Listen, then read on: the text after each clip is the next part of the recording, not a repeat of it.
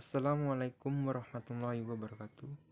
Perkenalkan, nama saya Muhammad Fatur Rahman, NIM 2020143540. Saya dari kelas 3N, Prodi PGSD. Dan dosen pengampu saya yaitu Ibu Suryati MH. Baiklah, kali ini saya akan memaparkan materi tentang hak dan kewajiban.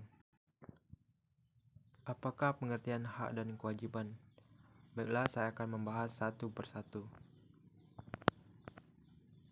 Pengertian hak. Hak diartikan sebagai kewenangan, kekuasaan untuk berbuat sesuatu, kekuasaan yang benar atas sesuatu, milik atau kepunyaan, dan kewenangan dalam hukum. Menurut arti ini, bisa kita ketahui bahwa hak merupakan sebuah kewenangan dan kebebasan melakukan sesuatu. Namun, kebebasan tersebut harus dilandasi hukum. Contoh hak di rumah dan di sekolah. 1. Hak mendapatkan kasih sayang dari orang tua. Yang kedua, hak mendapatkan bimbingan dari orang tua dan guru. Yang ketiga, hak mendapatkan pendidikan. Yang keempat, hak mendapatkan sarana dan prasarana yang bagus. Yang kelima, hak mendapatkan nilai selama melakukan pembelajaran. A. Hak warga negara. Pengertian hak warga negara. Hak warga negara merupakan seperangkat hak yang melekat pada diri manusia dengan kedudukannya sebagai anggota dari sebuah negara. Sifat dari hak asasi yaitu universal, tidak terpengaruh status kewarganegaraan seseorang. Jadi berbeda dengan hak warga negara. Hak warga negara menurut Undang-Undang Dasar 1945. A. Kesamaan kedudukan dalam hukum dan pemerintahan diatur dalam pasal 27 ayat 1. B. Mendapat pekerjaan dan penghidupan yang layak diatur dalam pasal 27 ayat 2. C. Untuk berserikat dan berkumpul, mengeluarkan pendapat atau pikiran dengan lisan atau tulisan. D. Dijamin kemerdekaan tiap warga negara untuk memeluk agama dan beribadat sesuai dengan agama dan kepercayaan masing-masing, diatur dalam pasal 29 ayat 2. E. Ikut serta dalam bela negara, diatur dalam pasal 30 ayat 1. F. Memperoleh pendidikan pasal 31 ayat 1. Pengertian kewajiban. Kewajiban adalah sesuatu yang harus dilakukan dengan penuh tanggung jawab. Contoh kewajiban di rumah dan di sekolah sebagai pelajar. 1.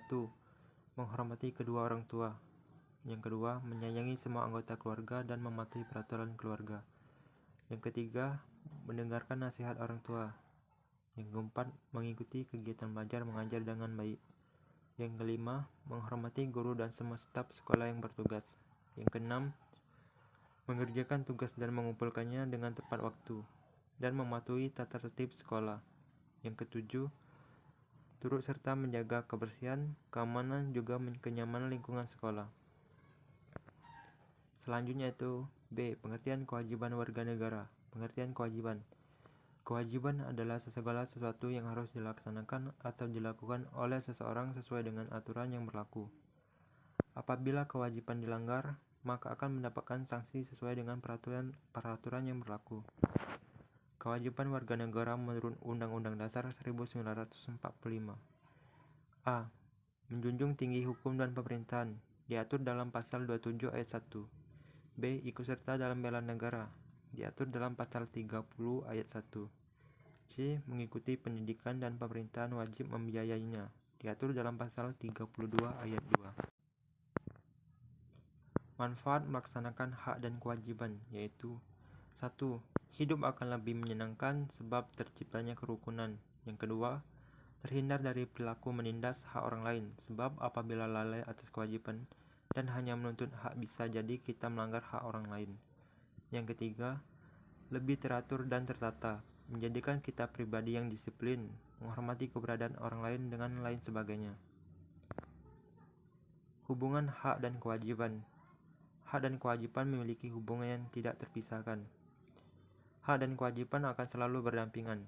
Di mana ada hak, maka ada kewajiban yang harus dilakukan.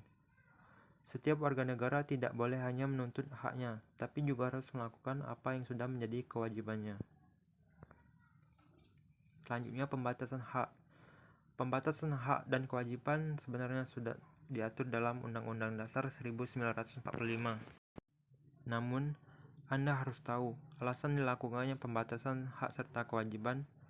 Hak perlu dibatasi karena setiap orang juga harus menghargai hak milik orang lain. Jika tidak dibatasi, maka seseorang bisa merasa bebas tanpa mempertimbangkan hak orang lain. Itulah yang dapat saya sampaikan. Lebih dan kurang saya mohon maaf. Kepada Allah saya mohon ampun. Wabillahi taufiq wal hidayah. Wassalamualaikum warahmatullahi wabarakatuh.